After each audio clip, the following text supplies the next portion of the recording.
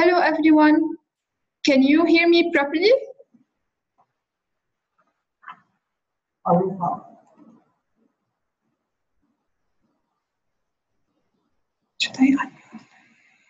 Yes.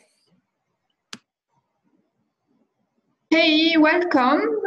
We are starting our webinar. I'm really happy that everyone is with us. We are around 14 participants, so hopefully we'll have an engaging session.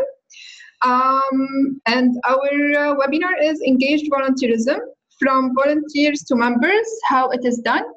And we are co-hosting, I'm Nuhad from AGNA, and we are co-hosting this webinar with TECHO.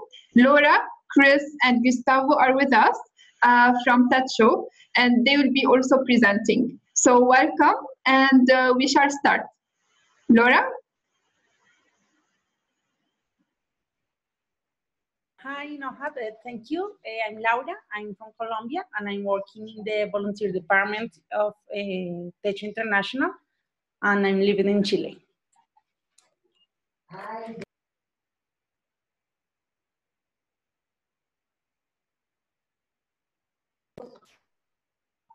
Chris and Gustavo, can you introduce yourself, please? Hi, everyone. My name is Cristina. I'm from TECHO in Costa Rica.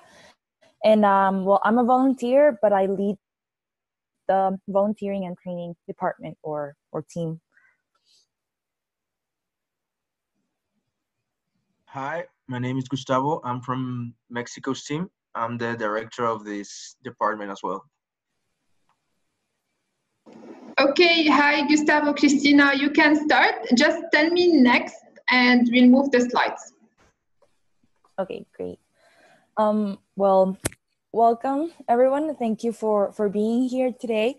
And good morning. Well, it's actually morning for us. I'm not very sure for the rest of you. So, next. No, thank you. No, the one before. So to begin our presentation, we always mention what TECHO does and why we exist. And it's basically, we work in settlements like this one in this picture. And we work alongside settlements or communities, that's how we call them, in all of Latin America. You can see settlements like this almost basically in every single country in Latin America. It's a problem that you can see all throughout the region, where in these settlements you find high indices of poverty, extreme poverty, a big rate of violation of human rights, lack of opportunities for everyone, for all human beings to develop themselves into their full potential. And since we find this general problem all around the region, that is why TECHO exists. And that's the work we do day to day with the communities and our volunteers. So next. So that is why TECHO is present in 19 countries in Latin America and the Caribbean. These are all the countries we work at. And we have one office in the United States, but this office is focused on fundraising for the work we do in settlements in Latin America. And in total, TECHO has 72 offices all around the continent, because some countries like Mexico or Brazil or Colombia, Argentina, they are really big. So we have several offices in each country. And our organization is composed by 7,000 young volunteers that work permanently, together with 613 communities around the continent. And we mobilize a little bit more than 1 million volunteers. Next. So I already mentioned the core of our existence or of our work, but we have two purposes. First of all, to overcome the situation of poverty in which millions of people live in informal settlements. That's our main purpose or our work. But we also have a second purpose, which is to train and empower young volunteers throughout the linkage with families and leaders from the most vulnerable communities in the region. It's also one of our big focuses. Next. And well, trying to achieve these purposes, we face a great challenge here in Latin America, where 80% of Latin America's population lives in city, and these cities make urbanization, inequality, and trust widespread. Well, if we focus on youth, the youth is disconnected from the public sphere, and they don't want to participate in anything that had to do with it. Please, next.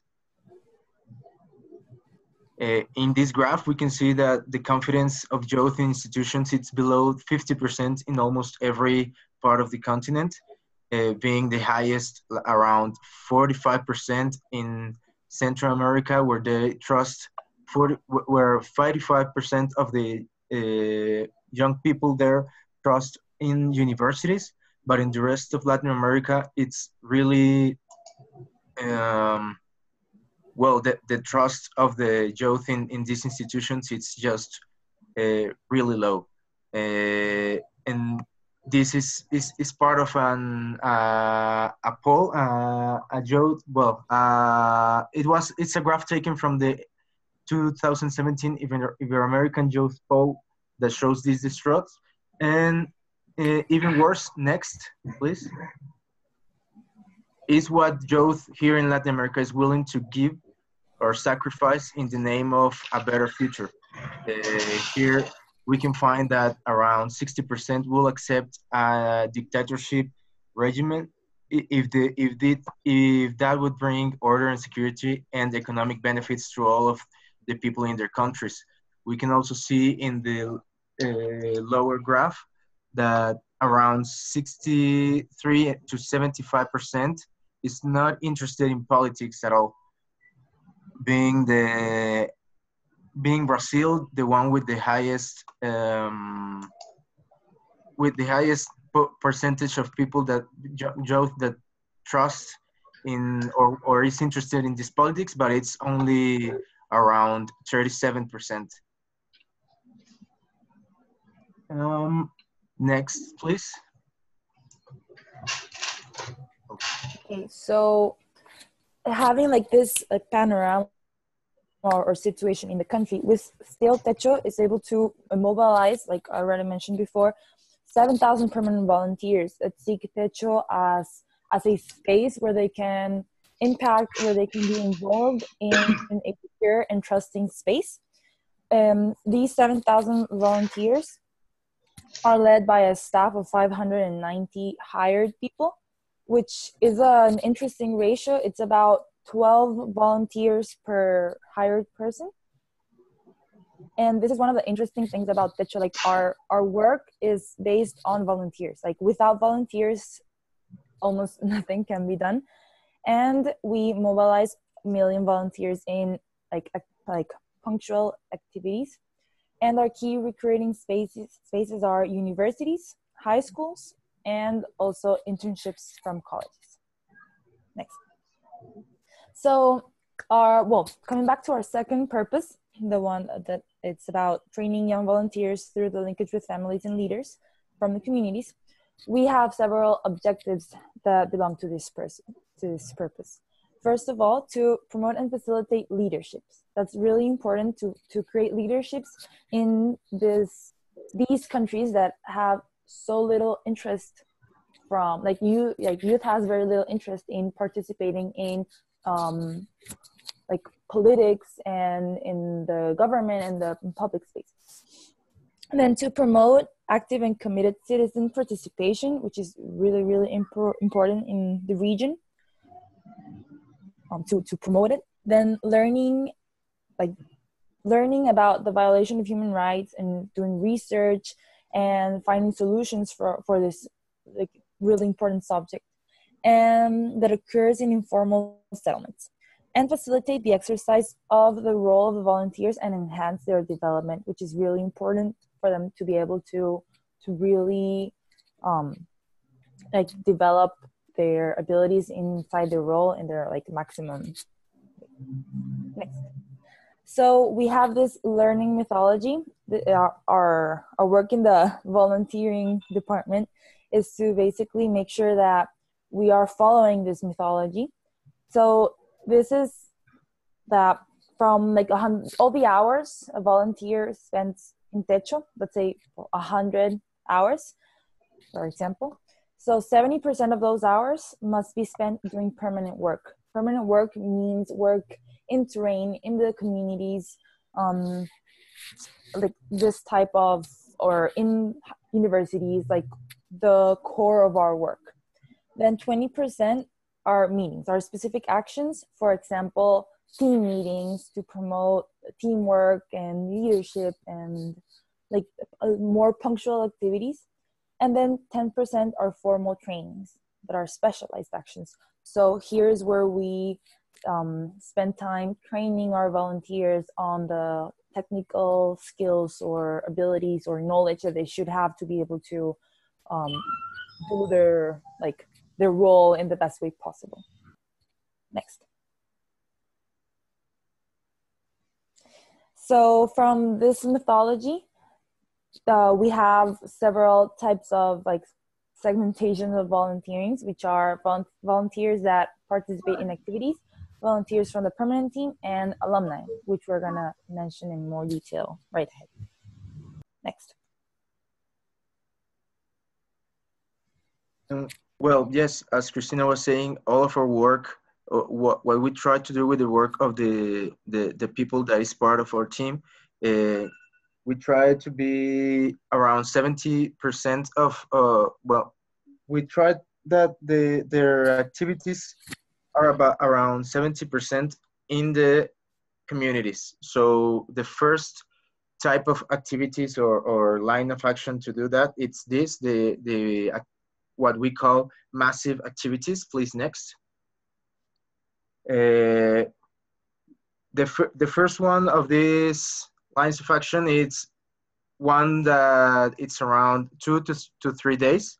It's our flagship activity, that is the housing project. The housing project, it's mainly the construction of transitional houses in these communities where people live in this housing vulnerability or emergency. We try to move around 8 to 10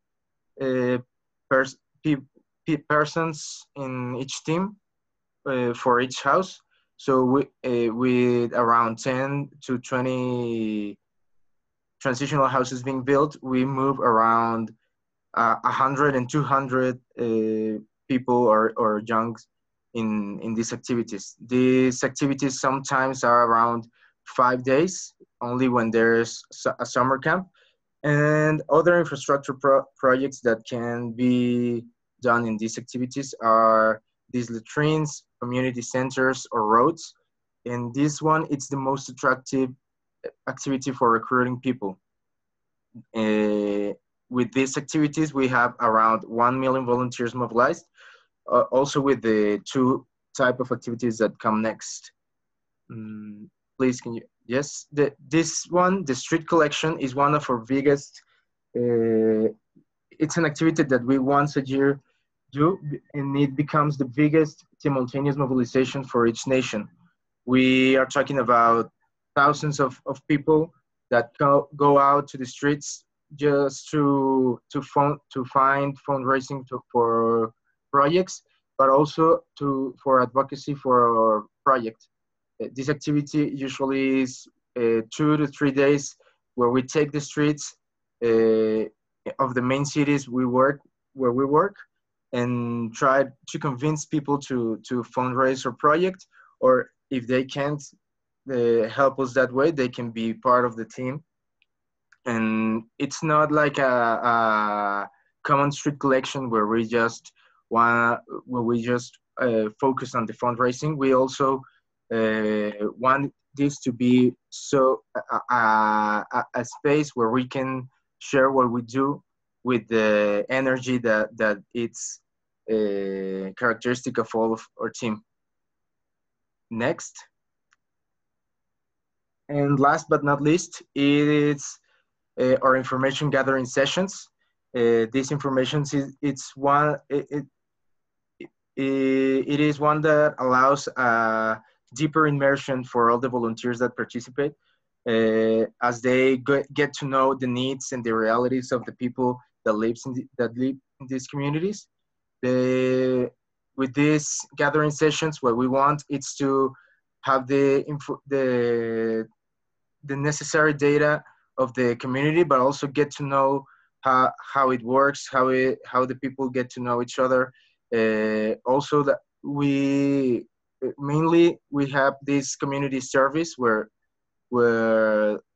students or volunteers go out and house by house they are making this service just to get to know the community and have this entire diagnosis of the entire settlement. And as I was saying before, the three of these activities are the one that, if you count them from the 20 years we've been here in Latin America, we've mobilized around 1 million volunteers between the three of these activities. Next. So for this type of activities, we have this methodology. It first starts with the call-in recruitment, where we get near the youth of our nations. We mainly go to universities or schools, but also we work with companies, family and friends to invite them to these activities. The second part of this methodology is to build a team. We select staff. We train them for being this staff. They don't have to be like the experts of these activities. What we want here in TECHO is that everyone can get in. So this part is really important for us to allow new people to get to know the organization and be part of the organization team. The third part is, well, developing the activity, where we welcome everyone that go to these activities. We want we don't only want them to like do the job in case like in the housing project. We don't want that people just go to build a house.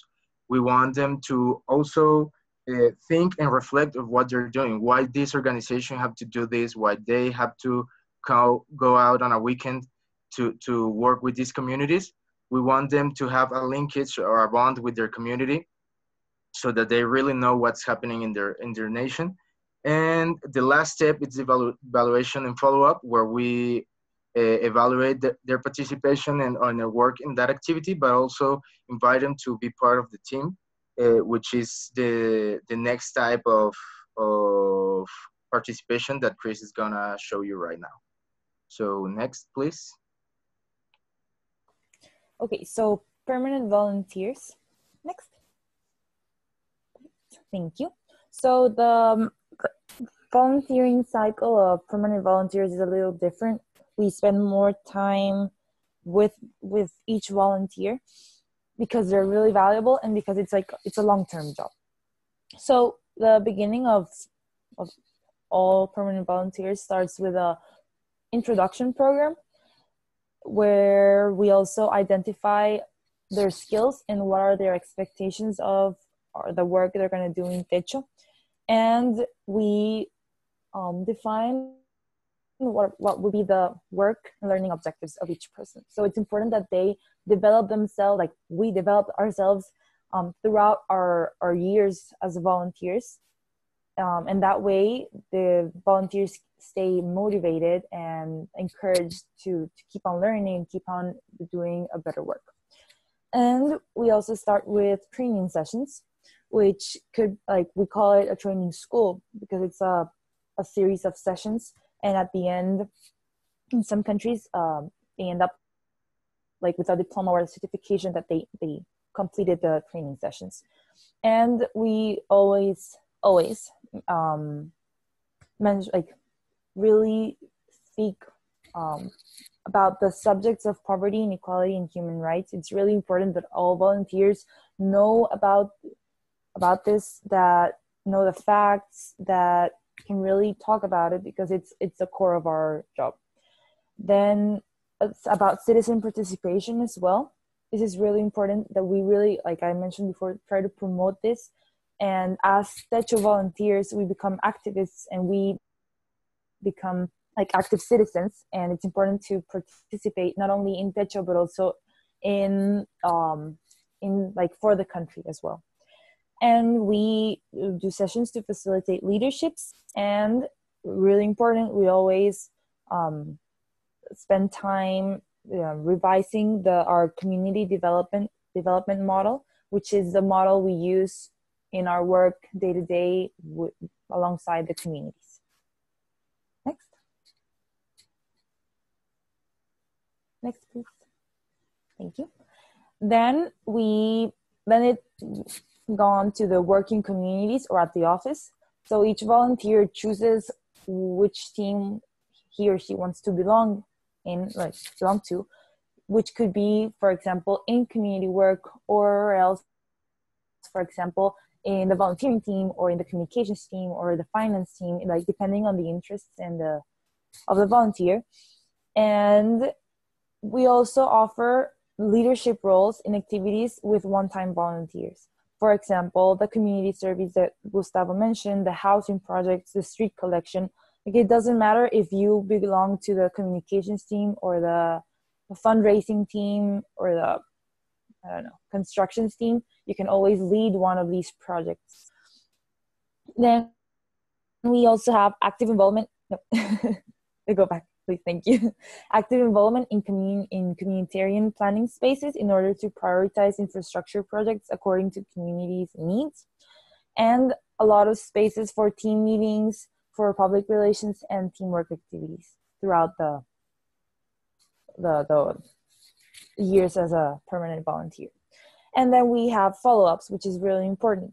These are individual meetings for follow-up and feedback, training sessions, and specific advices for each volunteer if there are specific situations, and summits and immersion activities with community leaders. Next.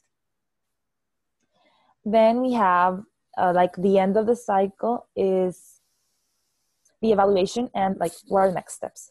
The evaluation, here, this part is evaluation and feedback about their objectives. So what were their objectives and what were the results, or did they achieve the objectives? Then we also have a space for renewal or end of the commitment. Some volunteers decide to end their commitment because they're going to continue with other projects in life, or they want to renew their commitment. Then evaluation of the annual program, which are the results and the learning of our work annually. And our average years of permanence for volunteers in the region is approximately 2.5 years. Next.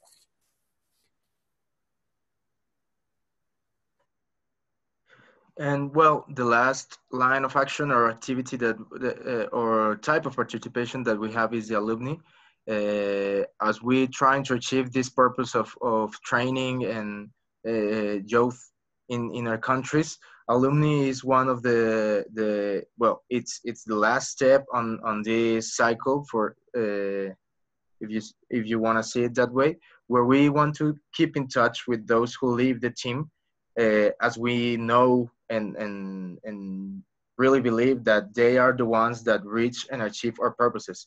It's not in the housing project, it's not in collection, it's not in the years of permanent action, but what they do with all the information and knowledge that they have now in the outside world or outside of bubble, for if you want to say it that way.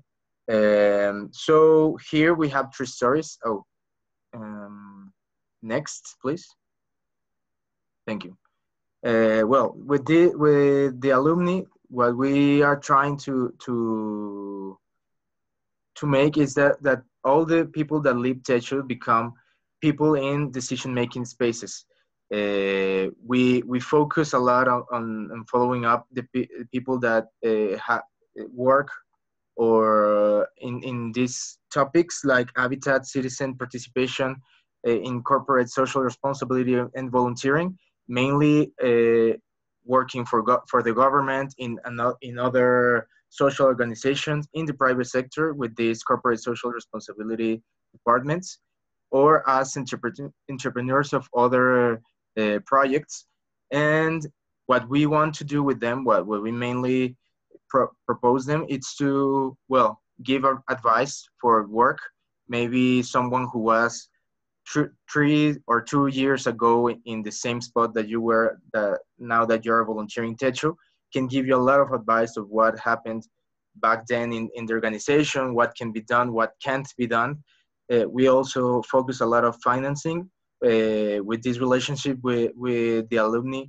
We maybe we can fundraise a project or a specific activity.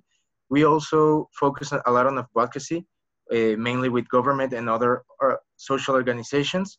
And in other times, we work with them in very specific projects where maybe they have become experts, and now they're the ones that can help us reach some objectives in the community. So for explaining this point, we have 3 stories. Please go to the next slide. The first slide, it's about the municipality government in Renca, in Santiago de Chile. As the team is part of the team, was part of TECHO's team, and they use their experience in all the social projects development that they had that they learned in the stay in TECHO to work with their community. It's mainly based on the basic concept that democratic and communitarian decision making, it's more powerful for their government than any other type of structure. So we have, well, this is happening right now. So we have a lot of contact with this team, and also we want them to motivate people that are now in TECHO. We go to them for advice. We go to them for some talks for the new people that it's part of TECHO. So that's one of our big stories here in the alumni point. Another one, it's Sole Nunez, who was the former housing minister in Paraguay, who, well, driven by that basic concept, but that the communitarian decision making, it's more powerful, is the best tool for achieving the goals of such a role as the housing minister. Well, it really can change a lot how a government or organizations work with these people. Another story is Patricio Morera, who is acting housing. No, he's not acting. Right now he's the housing vice minister in Costa Rica. So maybe Chris can tell us a bit about him. But well, he also has been part of our team in the past. Has a lot of this knowledge and has learned a lot of how communities in his country work. How just talking and listening to the people that work in these vulnerable communities can change a lot of how we work with them in solving some problems such as those that comes with the housing ministry. So these are just 3 examples, but there are a lot of people that maybe they are maybe not in the government, maybe they are in another organization, maybe they are just making their own business. But what we want is to have a really good relationship with them, because we know that our purposes are achieved with those who live. So that's why we focus a lot on this point. Next, please. So to just like wrap up a little bit, the benefits, next please. The benefits of TECHO can be analyzed as in the benefits towards the society in general, but also towards the organization and volunteers. So to the society in general, first of all, we work to achieve like equal conditions for everyone. So this is a huge, it's really positive for society in general, what the projects we do and the things we achieve. Then it's also a meeting space between young people, young volunteers, and families in these settlements. And this meeting space is it has a lot of energy, a lot of connection, and forms a really strong bond between people. And this bond is what transforms young people and the families in the communities. So this is really a great benefit. Then we also build up public matters. TECHO is always present when there are public matters that relate to our job or to the country or to the settlements or communities or to human rights, all these subjects, TECHO is always present in raising the voice of the families in the communities. Then it's also political being training. So as Gustavo mentioned earlier, there is a lot of distrust towards the government, towards politics. No one wants to belong to it. Everyone feels it's corruption. So after being a volunteer in TECHO, people feel a little bit more ready, more prepared, and more encouraged to pursue a path in the political areas where they feel they can have a lot more impact. And for the organization and volunteers, we are constantly innovating because of our volunteers, which are constant fresh minds. And our volunteers are basically professional people that have already studied or are in the process of studying or want to study some, I don't know, professional career. So it's a group of volunteers really, really capable and with a lot of motivation and passion, which is a huge drive that allows us to constantly innovate. Then we also strengthen leadership and develop networks, which is really important for volunteers. Once the volunteer becomes an alumni, it's really interesting to see all the networks they developed and how they have worked on those leadership skills throughout their time as volunteers. We have a lot of diversity in teams, which is key for innovating, for having a huge synergy between the teams. And we also have a lot of commitment and motivation for mainly because of that bond that forms with the settlements, with the communities, that is so strong that our commitment and motivation goes beyond anything else. And it's a long-term transformation. A person that works with communities is transformed for life. And this is something that it's like a common denominator in all of the countries. Is something that really, really stands out. Next. Okay, so now we move to volunteers and national associations specifically.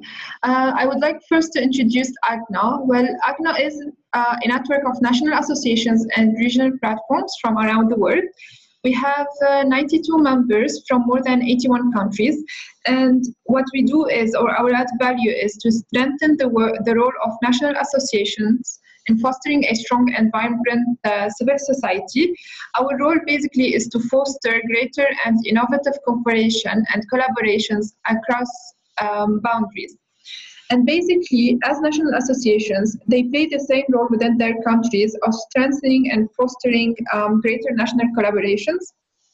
So volunteers and volunteers are a main stakeholder within every network to strategically engage with, so to help in achieving the goals of the association and its members. Engaging with volunteers then is it's essential, and based on research conducted by ASI, the success of an association is not only measured by membership retention, as in getting more members and keeping them, but also by the level of membership engagement. So how much your members are engaging with each other. And increasing membership engagement will by default strengthen the association and make its members closer. And volunteers can help achieve exactly that. So the one basically line to take is that strategically engaged volunteers is a great capacity building tool for a more meaningful membership engagement. So when we talk about strategically engaging volunteers, we should focus on three main things. The first one is treating volunteers as members. So what does it mean? It means that looking at ways to increase their engagement within the association and to make it easier for them to assume more strategic and active roles. So kind of actively and purposefully putting them in strategic or decision-making roles so they will feel more as members and more engaged. The other thing would be creating enough different opportunities to match their volunteering preferences as well, and what your members would like to see, and kind of match up those two. The third one would be provide executive level support, which is basically from the top bottom, the CEO or the Secretary General of the National Association would believe in the importance of engaging volunteers and having a volunteering management plan in place. So when we talk about a volunteering management plan, we have to focus on four main things. The first one is setting a goal, which means how would the volunteers can move forward my organizational mission, and to have a measurable and realistic goal in place, so we'll be able to track it with time. The second one is, or the second step would be reviewing stakeholders and resources. First, targeting the volunteers. Who are the volunteers that I want to have? Assess the capacity of the association itself to bring in volunteers. So will there be enough people working in my association to help the volunteers, to introduce them to the work, to actually match them with other needs, and exactly then matching volunteers to tasks.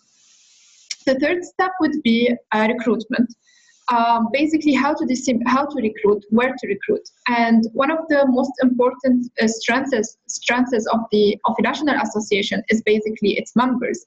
So it is a network of members, which means we can disseminate the call within our network, and we can reach the most number of people by simply just asking our members if they know about volunteers that matches our expectations or what we want, and reach out also to members. Then asking our members to reach to their members and spread the news, kind of. The fourth step would be how to make volunteers move from their volunteer role to actual members of our national association. It's kind of what Chris and Gustavo said about the alumni. So instead of sending those alumni working in governments, we can actually ask the volunteers to become our members, and that would be by inviting them or again putting them in more leadership positions. And the final thing would be actually having the tools in place to kind of retain volunteers, measuring them and communicating with them properly. We just thought to add those tools, and when we share the presentation, there will be links to find those tools specifically online. But I'll just go through them very quickly. One of these tools would be Google Docs and SurveyMonkey. Some of you might use that before. And basically, it's like the universal tool to connect and share information, to publish free questionnaires, and that would be used, for example, to ask volunteers about their preferences or what would they like to do, where would they like to participate. The other volunteer spot, the other tool would be Volunteer Spot, which is basically a free scheduling tool that allows to coordinate volunteers, and it's a sign-up sheet online with a calendar. And that would allow potential volunteers also to view the days and times of volunteering and match it to their own schedules. The other tool would be Volunteer Match, which also provides information and contact details regarding volunteer opportunities in the community, and to post events and potential and how can they sign up to those events. Another tool is Schedule Once, which also is a free online scheduling service that compares all attendees' online calendars and find the best available time between them. And the last one would be Meetup, which is ideal for individuals in the sector to organize volunteers online.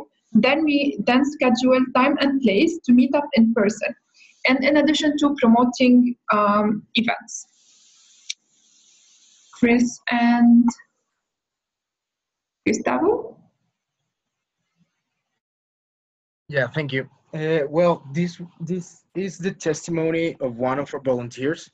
And well, I will read it to you if you don't have the camera or the presentation. Well, it says, I feel like an inhabitant of the neighborhood. I feel more part of it than the neighborhood in which I live. It is my neighborhood. They are my friends, and they are the people with whom I dream, with whom I build, with whom I question. They are my coworkers, with whom I question myself, and they also nourish me with their reality. This is the kind of impact that TECHO wants to have in everyone that participates with us, even if it's just for 2 to 3 days, or it's for 5 years in the permanent work, or it's just in the collection. We want them to have this transformation about how they work with the communities, how they view the reality of their country, how they are part of this national reality and Latin American reality.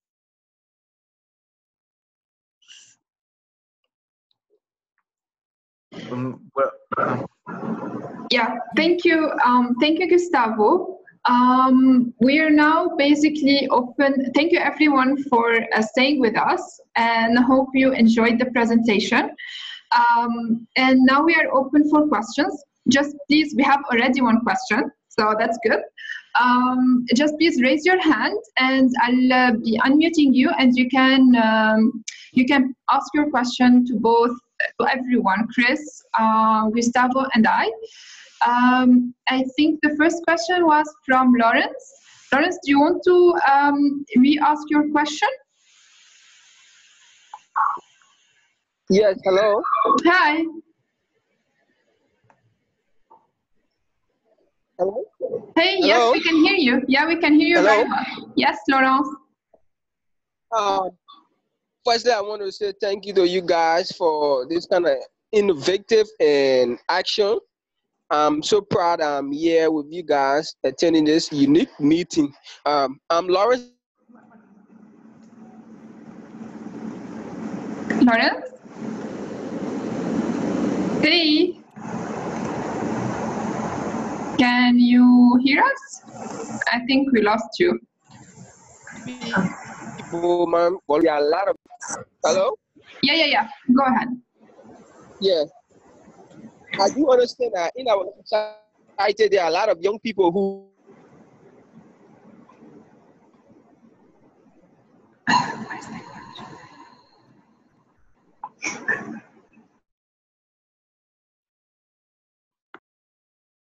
the way in which they're going to find their way through young people there. So in the volunteerism is very unique in our society as a global citizen.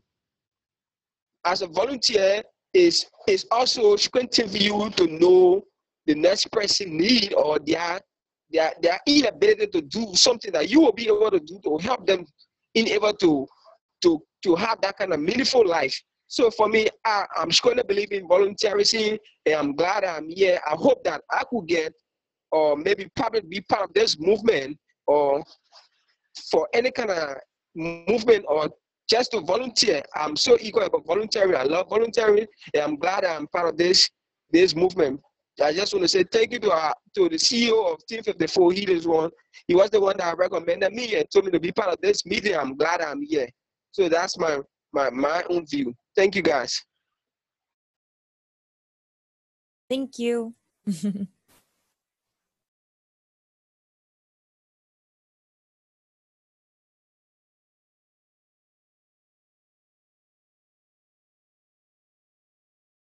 Hello?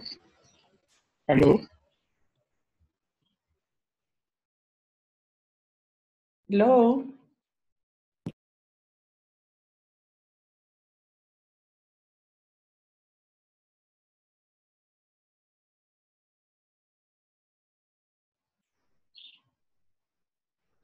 Hello.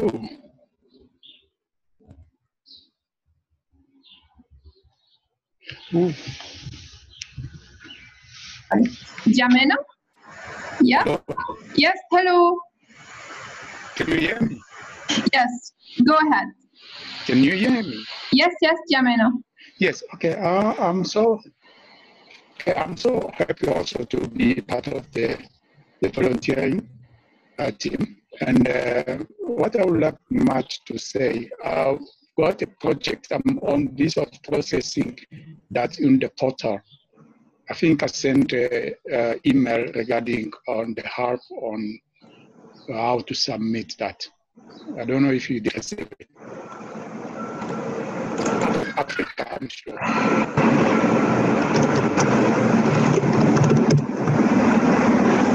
Sorry, Jamina, can you repeat just the last part because we've lost you?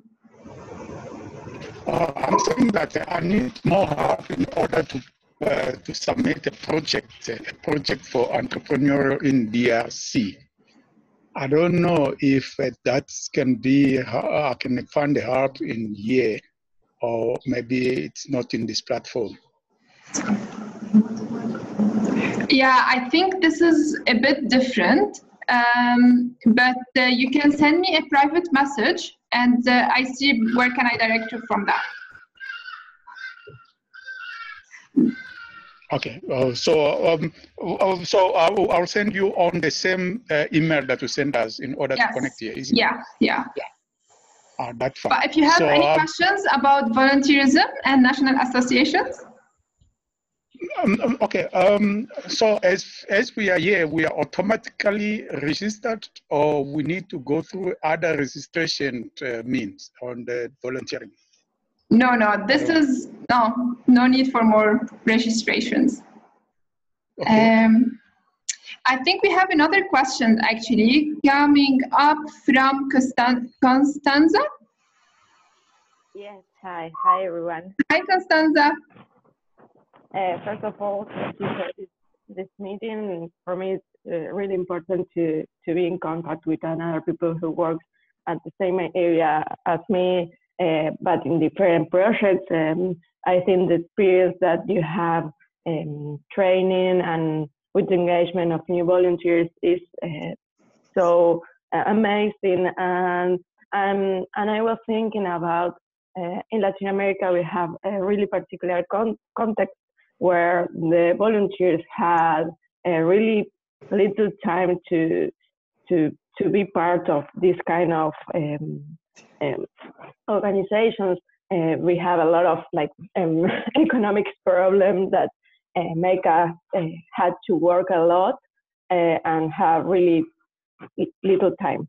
So I was thinking about if you have more than this general strategy to engage volunteers, if you have different programs in every country or in every, I don't know, like for us in Latin America, doesn't work things that in Europe work. So maybe I would like to know if you have different strategies for every continent, or you have like different programs that you can share with us about how the context frame the way the volunteers work with us, because for us we are trying to achieve a new way to understand the engagement they have, because sometimes we only have volunteers that participate in our activities one time, and for us it's okay. It's not. We understand that maybe they don't have any time enough, but I don't know. On it. Thank you, Constanza. With Gustavo, do you want to take that, or Chris? Yes. Well, part of our 3 lines of action that they are the answer to this type of weird or abnormal participations. We know people maybe don't have the time to be part of this organization, or maybe they have a lot of time to be part of our organization. So the first type of activities where the massive activities are the ones that are focused on those kind of people that don't have the time to be part of the permanent team, that maybe they just can some weekends, maybe sometimes only 2 days.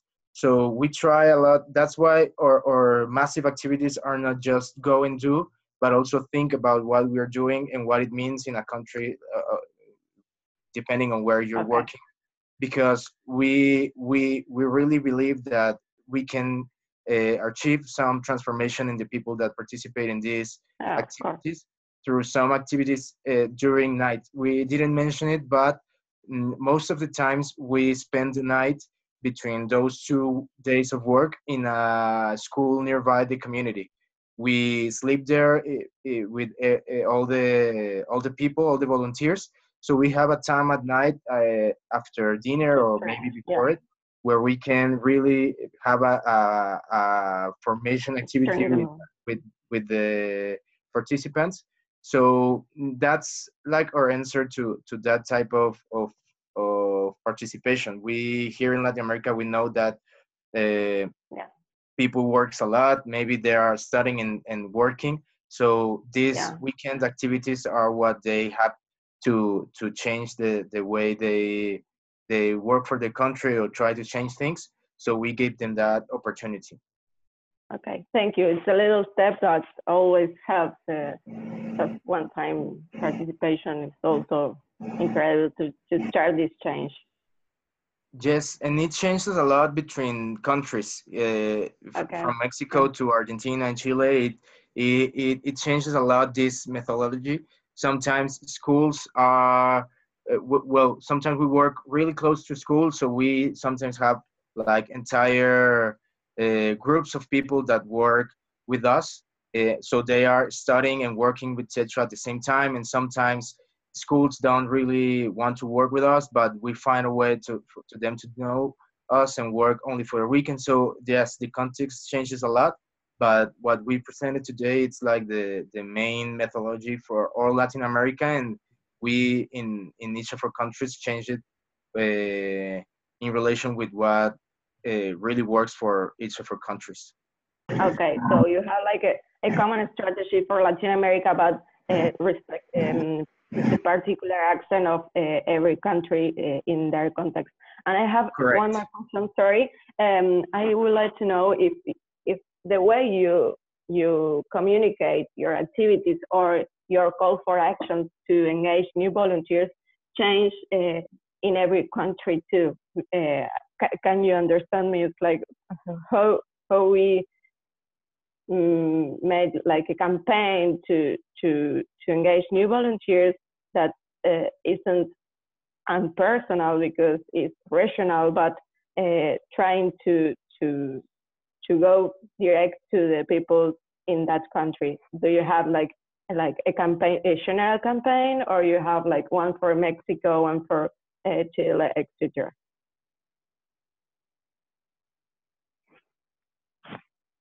Well, campaigns, maybe like the way we communicate it is really similar, but each campaign is unique for each country and for each moment as well. So, for example, we use a lot of social media. That's one of our biggest tools to reach young people. We also have an app that's called WhatsApp for texting. So at least in Costa Rica, a lot of things we share through like permanent volunteers is through WhatsApp. But then we also have like massive campaigns where there's a lot of communication in high schools or universities with posters, with the help of like these networks that they communicate our work as well, like alliances. Yes, more informal and personal relationships. Yes. And then in some campaigns that are a little bit bigger, for example, the fundraising campaigns, we do have visibility, for example, in streets, more like ads, big ads. But it really depends on the alliances we can get, since everything's basically donated. So it really depends on the moment, the campaign, and I think the corporate alliances we can achieve as well. Okay, thank you. So actually, we have two questions. I see Luana raising her hand, but also Pamela asked before a question. Pamela, do you want to ask again the question, or should I just say it out loud? And I think Chris just went through some of these things now.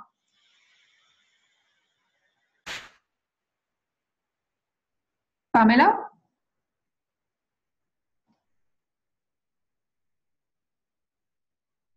It's been covered, yes. So, yeah, perfect. Luana, would you like to say something? Yes. Hey, I was wondering, do you hear me? Yes, perfect. I was wondering if at TECHO you just work with young volunteers, or if you work with volunteers in general, with like adults or even, I don't know, adult people as volunteers. Well, we focus on young people between 15 to 30. It depends on the activity. Many of the massive activities we can go with people that are between 15 and 17 years. But for the permanent job, there are ways that they can be part. But even though we focus on young people, it doesn't exclude adults from participating. Last year, with the earthquakes here in Mexico, we needed a lot of hands, and many people, even adults or older than adults, wanted to participate. So we found a way for them to participate. It was from the main activities like housing construction, or maybe helping us in the office areas. But yes, there's always space, but we mainly focus on in high schools and universities.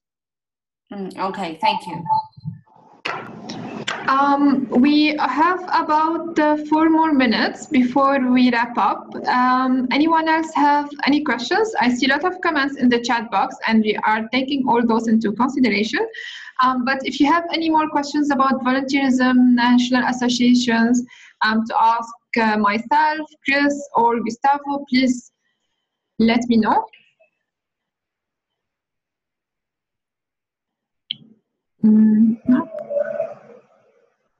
Yeah. Well, maybe. Yeah, Gustav. Well, if there's no other question, maybe we can just give like our experience of our work here in TECHO. I don't know. Yeah, sure. Please go ahead. Well, for me, it's been around 8 years. Sorry, being here in Mexico. I've been around many of the offices here in country, and I can really assure you that it's really based on the trust and the bond that we as volunteers and the people in the communities build. It's not about a methodology, it's not about the manual, it's not about the instruction, it's not about the presentation, but about the work that we do in the communities. So that's why 70, as Chris said before in the presentation, we focus that around 70% of our learning methodology and information, it's built around the communities, the work where everyone it's just trying to make a better country. So yeah, maybe sometimes we find ourselves trying to transform or to train people to be better leaders with just like a specific action, like a learning program, like being in a room with other people that want to be leaders. But what we really believe is that you really become that leader or that group of leaders that can change things when you work with a common goal. So I would say that one of the main things that makes us the organization that we are is that we don't focus on these other types of learning, but about the learning and the transformation that happens when we work together in our communities.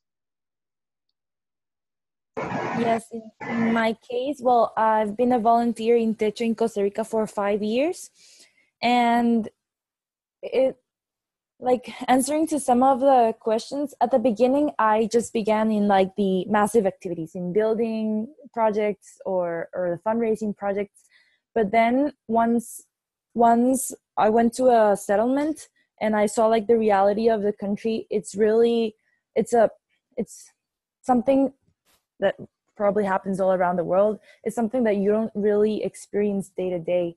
Like people always try to ignore it or push it aside. So it was really impressive for me, and that was like what has kept us from like working every single day. It's our motivation. So if you have trouble with volunteers and you can't recruit enough volunteers, just make sure that you have that passion, that you are having that transforming moment, and that you are being able to communicate it to your volunteers, and having those spaces where they can feel everything at the end is just emotions, and it's really like in your heart, and not only feel it but also like be conscious of it, conscious of the transformation you're going through. And so giving, like what Gustavo mentioned, like having those spaces to think about the transformation. And then of course, like the model or the processes aren't the most important thing, but it's also a good practice to have it, because that way you can follow up for the volunteers and make sure that you are still motivating them year after year, and that they're still feeling empowered and encouraged.